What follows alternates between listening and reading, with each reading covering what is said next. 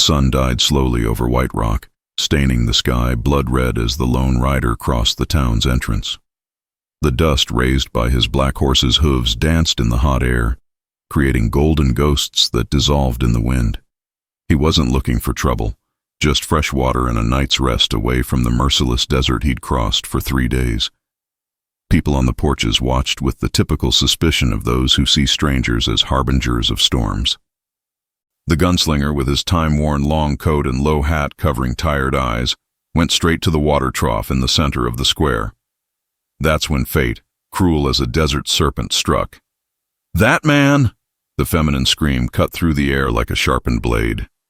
"That's the father of my child."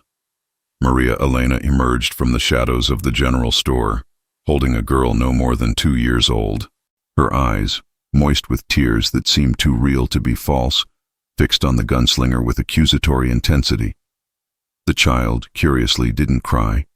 She only watched the stranger with eyes that carried a disturbing mystery. "Ma'am, I've never seen you in my entire life," the stranger replied, his voice hoarse as rolling stones. But when his eyes met the girl's, something trembled in his face, an impossible recognition, an echo of something familiar that shouldn't exist. Sheriff Thompson materialized like a vulture sensing nearby death, his star shining under the last ray of sun. "We have strict laws in White Rock about men who abandon their responsibilities, stranger." The crowd began to form, a circle of judgment. The gunslinger felt the weight of dozens of stares, but it was the child's gaze that disturbed him. There was something in those eyes, something he feared to recognize. 3 days, declared the sheriff. "You have 3 days to prove your innocence or accept responsibility. Until then." He patted his holster. "Don't think about leaving." The wind howled between the buildings, and for a moment, just for a moment, the gunslinger swore he heard the echo of a familiar laugh in the wind, a laugh that belonged to someone dead for 2 years. To be continued. What hides in this stranger's past? White Rock's boarding house creaked like old bones under the weight of night. The gunslinger, now prisoner to an accusation he didn't understand, paced the narrow room like a caged wolf. Through the dusty window, he watched the town fall asleep under a blanket of cold stars. But White Rock didn't sleep. It lurked. The next morning, determined to clear his name, he began his investigation. The Last Breath saloon seethed with muffled conversations that died when he approached. It was Jake, the lame pianist, who first broke the conspiratorial silence. "You're not the first, you know," he whispered between sips of cheap whiskey. "In the last 3 years, 7 men have been accused. All swore innocence. All disappeared." The gunslinger felt the weight of a web being woven around him. "Disappeared how?" "Some say they fled in shame. Others—" Jake looked nervously around. "Others say the desert swallowed them. But I know the truth. They were taken. At night. Without leaving tracks." The investigation led him to the old Apache healer, Eagle Eyes, who lived on the border between town and desert. Her cabin smelled of burned sage and ancient secrets. She received him as if she'd been expecting him for years. "White Rock's curse doesn't come from spirits, white man," she said, her milky eyes seeing beyond the visible. "It comes from the greed of men who turned honor into chains and truth into poison." She told him about the Pact of Silence, a dark agreement between the town's founders. They discovered that controlling women and eliminating inconvenient men was more profitable than gold. Every fatherless child is a family under their dominion. Every accused man, a rival, eliminated. "But why me?" the gunslinger questioned, his hand instinctively seeking the cold iron of his revolver. "Sometimes," Eagle Eyes answered enigmatically. "The past chooses its own avengers. That child. She carries blood that cries for justice, blood you recognize even while denying it." That night, Maria Elena appeared at his window like a specter, trembling with fear. "Forgive me," she begged through genuine tears. "They have my sister. If I didn't do what they ordered." She left a yellowed letter before disappearing into the shadows. The letter bore handwriting the gunslinger knew all too well. It was from his brother, dated 2 years ago. "If something happens to me, protect my daughter. They don't know about her yet, but they'll find out." The family mark will betray her. The gunslinger lit the lamp and examined the daguerreotype that accompanied the letter. It was his brother with a woman, Maria Elena, younger, happier, and between them, a baby with a birthmark on her neck, the same crescent moon mark that everyone in his lineage carried. The ground beneath his feet no longer seemed solid. White Rock had lured the last of the brothers into a trap woven with threads of blood and lies. Outside, coyotes howled, but the gunslinger knew. The real predators walked on two legs and wore sheriff's badges. The revelation came through blood spilled in the alley behind the bank. Jake, the pianist who had dared speak too much, lay with his throat cut, his mutilated fingers arranged in an inverted cross, the macabre signature of the Brotherhood. The gunslinger found the body at dawn, and with it, a warning driven into the chest with a dagger. Silence is golden. Words bring death. It was then that Maria Elena, desperate and without alternatives, revealed everything in a secret meeting in the abandoned barn at the town's edge. By the weak light of a candle, she drew the map of power in White Rock. "The Brotherhood of Silence," she began, her voice trembling like flame in wind, "controls everything. Sheriff Thompson is just the visible fist. Behind him are Morrison, the banker who guards secrets more valuable than gold. Silas Crow, owner of the saloon and merchant of information, and the true leader." She hesitated, swallowing dry fear. Father Matthias. The gunslinger felt the world tilt. The priest. He's no man of God. He's the architect of all this. He created the system, using helpless women to accuse strangers or men who threaten their business. The children become orphans controlled by the church. The mothers, eternal hostages. And the men. She didn't need to finish. "Your brother discovered everything," Maria Elena continued, tears cutting trails in the dust on her face. "Samuel was too good, too honorable. When he discovered I was carrying his daughter, he wanted to get us out of here. That's when they killed him, made it look like an accident with horses. But before dying, he hid proof. Documents that could destroy them all." "Where?" the gunslinger asked, his voice carrying the weight of mountains. "In the only building they'd never desecrate, inside the church bell." That same night, while the town slept its restless sleep, the gunslinger climbed the church tower like an avenging shadow. The bell, silent for months since the old sexton hanged himself, guarded its secret. Wrapped in oiled leather, the documents revealed the extent of the conspiracy. Land purchase contracts obtained through blackmail, lists of murdered men, forced confessions, and the most terrible, a record of all children born from the scheme, destined to be sold when they reached suitable age. His niece's name was on the list, marked in red, special product, proven gunslinger lineage. But when he descended from the tower, they were waiting. Thompson, Morrison, Crow, and a dozen gunmen, all armed, all smiling like wolves before a lamb. "Did you really think we didn't know?" Thompson laughed, spinning his revolver. "Every step you took was watched, stranger. Maria Elena tells us everything. It's the price for keeping her little sister alive." The gunslinger looked at Maria Elena, who emerged from the shadows, but in her eyes there was no betrayal. There was desperation and a silent plea for forgiveness. And something else. A warning. Her fingers drummed nervously against her skirt. Morse code, TRAP. "You made just one mistake," the gunslinger said calmly, his hands far from his weapons. "And what would that be?" Crow asked arrogantly. "You thought I came alone." The silence that followed was broken only by the distant sound of horses. Many horses. Thompson paled when he recognized the sound. These weren't common horses. It was cavalry approaching. The sound of horses was a lie, an illusion created by old Apache tricks the gunslinger had learned in the Indian Wars. Stones tied and dragged by ropes, manipulated by eagle eyes from the hills. But the distraction worked.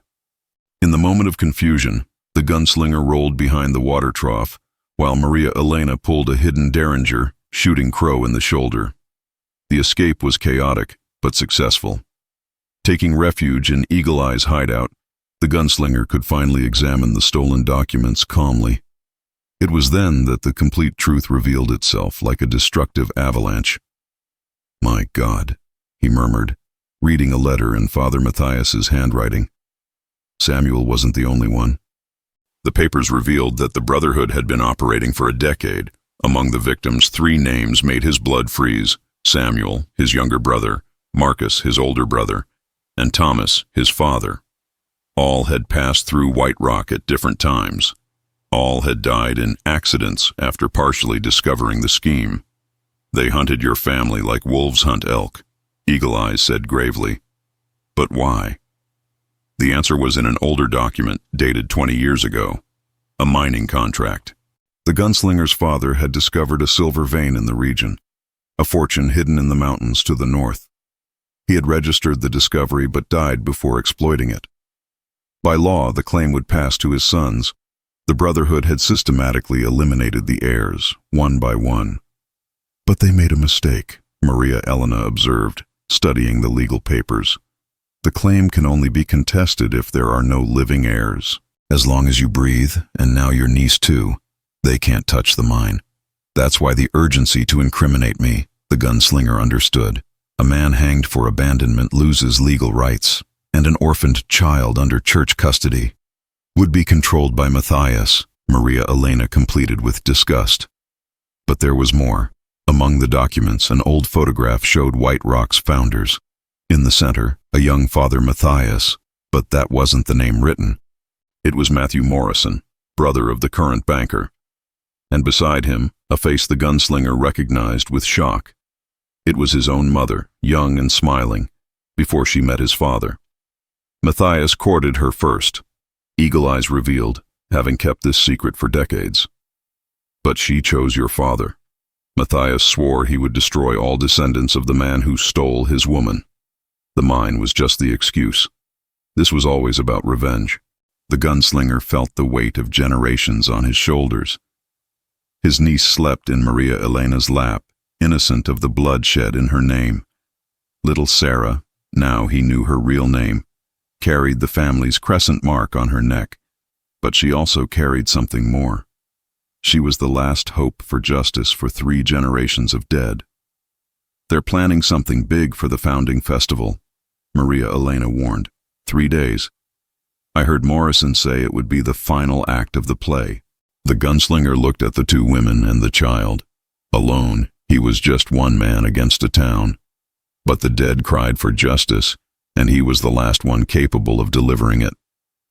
"Then let's give them an ending they'll never forget," he said, beginning to trace a plan in the dust of the floor.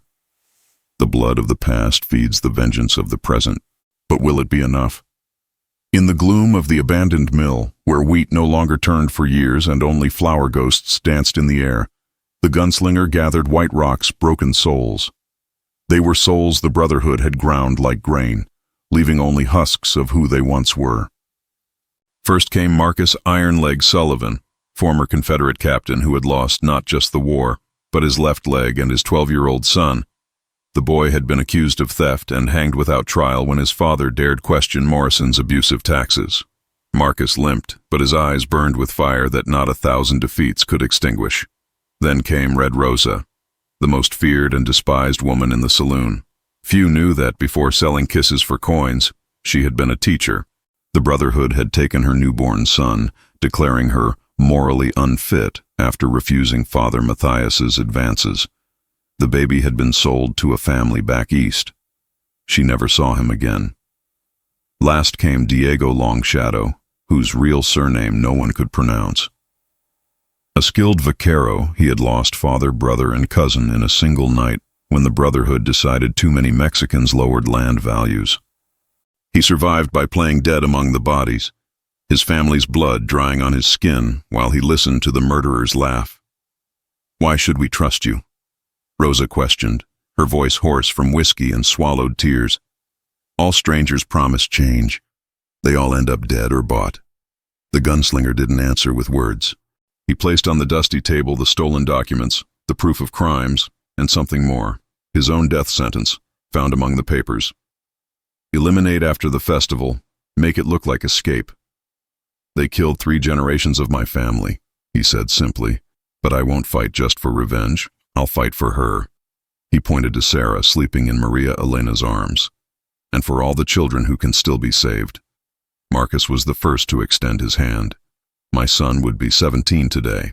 He wanted to be a blacksmith, make horseshoes that would let horses fly. For him, I'll fight. Rosa touched a medallion on her neck. My boy would be 4 years old. Sometimes I still smell talcum powder on my empty hands. For him, I'll kill. Diego spat on the ground and made the sign of the cross. Mi familia is waiting on the other side. I can't meet them without honoring their blood. For them, I'll die if necessary. The plan was audacious in its simplicity. During the festival, when the entire town was drunk on music and beer, they would attack simultaneously. Marcus would blow up the bank safe with stolen gunpowder, exposing the compromising documents stored there. Rosa would use her friends from the saloon to drug the most dangerous gunmen. Diego would cut off the escape route, sealing the town's exits with a stolen cattle herd. And you? Maria Elena asked the gunslinger. I'll give Thompson and Matthias exactly what they want. A public show, a duel at noon, right in the center of town, while everyone watches. He smiled coldly. You'll act in the shadows. It's suicide, Eagle Eyes warned. Thompson is fast. Matthias never fights clean. My father once told me, the gunslinger responded, checking his weapons, that a man dies only once, but a coward dies 1,000 times a day. I prefer an honorable death to a life on my knees. That night, under stars that looked like wounds in the black sky, the 5 desperate souls and an Apache sealed their pact with stolen whiskey and unshed tears. The festival approaches. The town prepares to celebrate. Little do they know they'll dance on their own grave. The founding festival exploded in colors and sounds like White Rock had never seen. Flags fluttered, violins screamed melodies, and the smell of roasted meat masked the stench of moral rot consuming the town. It was noon when the gunslinger crossed the festive crowd, his steps echoing like war drums. Thompson! His voice cut through the music like an axe through dry wood. I've come for justice for my family. The sheriff emerged from the saloon, a rattlesnake smile on his lips. Beside him, Father Matthias wore deep black, his silver cross shining like a blade. Morrison watched from the bank's porch, confident in his fortress of secrets. Finally showing your true face, Thompson theatricalized for the crowd. The child abandoner wants to play hero. It was then that Maria Elena did the unthinkable. She climbed onto the central platform, Sarah in her arms, and shouted the truth that had choked her for years. People of White Rock, I was forced to lie. This man never touched me. The real father of this child was Samuel, murdered by the Brotherhood of Silence because he discovered their crimes. Silence fell like an anvil. But before anyone could react, an explosion shook the town. Marcus had fulfilled his part. The bank burned and compromising papers flew like birds of fire, falling on the stunned crowd. Lies! Matthias roared, but his voice was lost when Red Rosa appeared on the saloon's balcony, throwing more documents. Here are the contracts for selling our children sold like cattle. See the signatures, see the truth. The crowd began to read, faces paling, then reddening with fury. Mothers recognized names of babies taken. Fathers saw contracts for stolen lands. The entire town saw its shame exposed to the merciless son. Thompson drew his gun, aiming at Maria Elena, but the gunslinger was faster. The sheriff's bullet found only air where she had been, while the stranger pushed her to safety. Kill them all, Morrison shouted to his gunmen, but they lay unconscious, courtesy of Rosa's friends and their special drinks. Diego appeared galloping, leading 50 head of cattle in a stampede down the main street. The crowd dispersed in controlled panic, but now, with the truth revealed, their fear was transforming into rage. Years of oppression bubbled like boiling water about to overflow. Enough! An elderly voice rose. It was the widow Patterson, respected by all. How many more children? How many fathers? How many years will we live on our knees? The first to change sides was the blacksmith, then the store owner. One by one, the citizens formed a human wall between the Brotherhood and the rebels. Matthias, seeing his empire crumble, revealed his last card. He pulled a golden gun, pointing at Sarah. "This child is mine by right. Her mother promised me." "Her mother," the gunslinger interrupted, walking slowly toward the false priest, "was my sister-in-law, an honorable woman you tried to violate. Samuel defended her honor and you killed him for it." "Prove it!" Matthias spat venom. Maria Elena raised one last paper. Matthias's confession, written in a moment of drunkenness, kept by Samuel before dying. "I killed them all. The old man for humiliating me, the sons for existing, and I'll kill every last one who carries that damned crescent mark." The shot fired, but not from the gunslinger or Matthias. Morrison, trying to flee through the back, was shot down by Marcus, who chose perfect justice. A bullet in the leg, condemning the banker to limp for the rest of his life. Thompson attempted one last desperate move, but the gunslinger was art in motion. 2 shots, both the sheriff's hands pierced, the guns falling useless. Only Matthias remained, the false priest holding the golden gun with hands trembling with ancestral hatred. The final moment arrived. 2 generations of hatred faced each other under the noon sun. The duel between the gunslinger and Matthias never happened as expected. When the false priest raised his golden gun, it was Red Rosa who acted. Years of serving drinks had taught her to read men like open books, and she saw the cowardly movement before it happened. Matthias would aim at the child, not the man. The knife flew from her hand like a silver bird, embedding itself in the priest's wrist. The golden gun fell, firing into the sky. But hell had just begun. "Burn everything!" Morrison shouted from the ground, holding his bleeding leg. "Burn the entire town if necessary." His last loyal gunmen, hidden in strategic positions, began setting fires. The saloon, the store, even the church. Everything began to burn. White Rock transformed into a battlefield between flames and fury. It was Marcus who led the resistance, the Confederate veteran organizing water buckets while shouting orders. Diego saved 3 children trapped in the burning orphanage, his clothes catching fire as he carried them to safety. The entire town now fought, not against each other, but together against the true enemy. In the chaos, Matthias tried to escape, but Eagle Eyes blocked his path. The old Apache looked different. War paint decorated her wrinkled face. "You desecrated sacred land with innocent blood," she declared. "The spirits demand payment." "Get out of the way, old pagan." Matthias drew a dagger. The confrontation was brief and brutal. Matthias was younger, stronger, but Eagle Eyes knew every shadow of that land. When he advanced, she moved like smoke. The dagger found only air. The healer's ancient hands, strengthened by decades of grinding herbs, found his throat. "For every stolen child," she whispered as she squeezed. "For every mother who cried. For every murdered father." But the gunslinger stopped her. "No, he deserves justice, not vengeance." "They're the same thing," Rosa shouted, holding a burning torch. "No," the gunslinger responded firmly. "One makes us equal to them, the other makes us better." It was then that true heroism revealed itself. Marcus, the broken soldier, dragged himself through the flames to save Morrison himself from the bank fire. "I lost my son to hatred," he said simply. "I won't lose my soul too." Diego organized human chains to fight the fire. Rosa tended to the wounded, enemies and allies alike. The town, united for the first time in a decade, saved itself from total destruction. But the price was high. When the sun set, staining the sky the color of spilled blood, 5 had died. 3 Brotherhood gunmen, old Jenkins who had a heart attack, and Eagle Eyes. The healer died as she lived, standing, looking at the horizon. Her last words were for the gunslinger. "The child. She will break the cycle, but only if you choose the difficult path." Thompson and Morrison were chained, awaiting the federal marshal that Rosa had secretly telegraphed. But Matthias presented a dilemma. Technically, as a registered priest, even if through false documents, he had certain immunities. "Kill him," part of the crowd shouted. "Judge him," others demanded. The gunslinger raised his hand for silence. Then he did something no one expected. He handed his gun to Maria Elena. "The choice is yours," he said.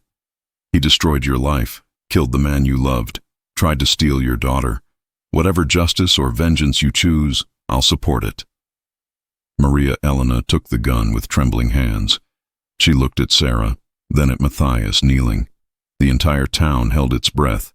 The shot echoed like thunder.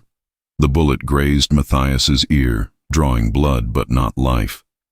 "Live," she said coldly. "Live knowing that a woman you considered weak chose to be stronger than your hatred. Live carrying that mark, remembering that mercy hurts more than death." Blood was spilled. Redemption chosen. But every choice has consequences.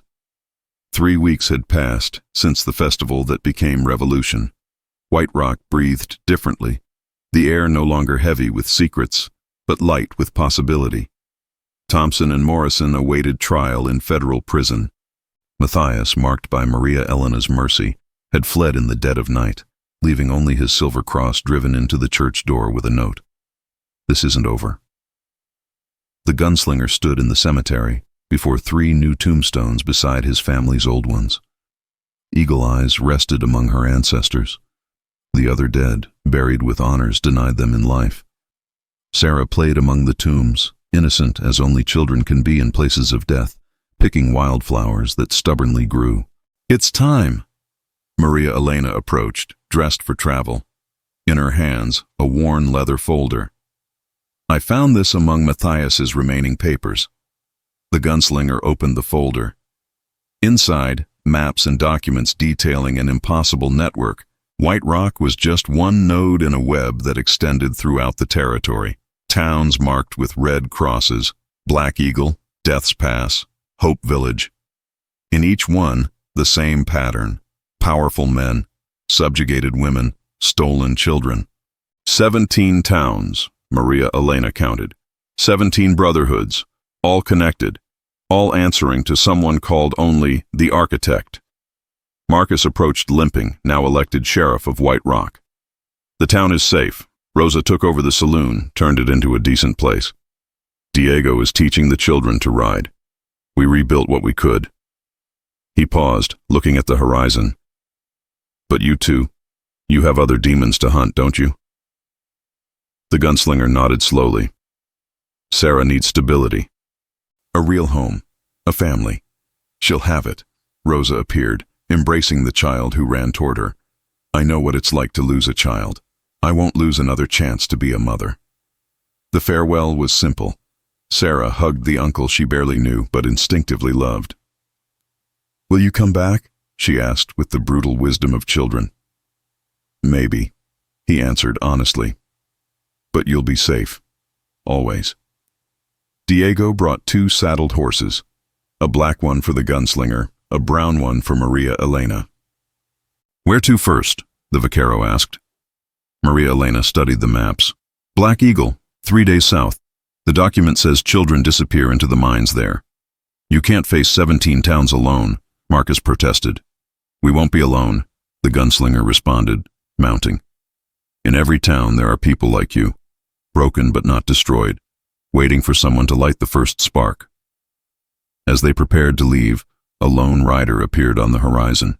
For a moment, everyone feared Matthias's return, but it was a young man, no more than 20 years old, with the same crescent mark on his neck.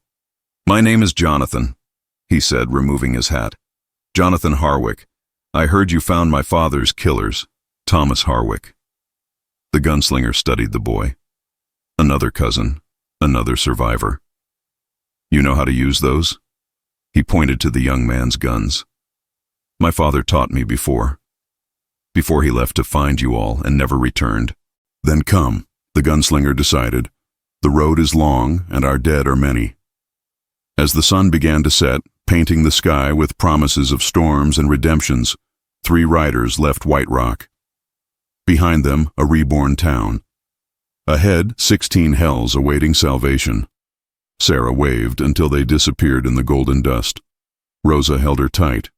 "Will they come back?" the woman asked Marcus. The old soldier watched the figures disappearing on the horizon. "Men like them don't come back. They just keep going forward, until there's nothing left to fix or until the earth claims them." On the distant horizon, thunder announced rain. But it could also be the sound of hooves, or shots, or the echo of generations crying for justice.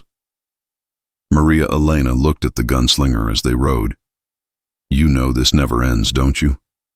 There will always be another town, another Matthias, another child needing salvation. I know, he responded, his eyes fixed on the endless road. But as long as there are bullets in my gun and breath in my chest, I'll ride. Jonathan, the newly discovered cousin, asked, and when we find this architect? The gunslinger smiled coldly. Then we'll discover if some men are born to die of old age, or to become legend. The wind carried their words as the three figures became silhouettes against the dying sun. Somewhere, 16 towns waited. Somewhere, the architect planned. Somewhere, children cried for fathers who would never return. But on that endless road, 3 damaged souls rode toward the next dawn, carrying the only thing the dead can bequeath to the living, the promise that their deaths were not in vain. Some journeys have no end. They just find new beginnings. The wind blows strong. The story continues beyond the page. The West awaits.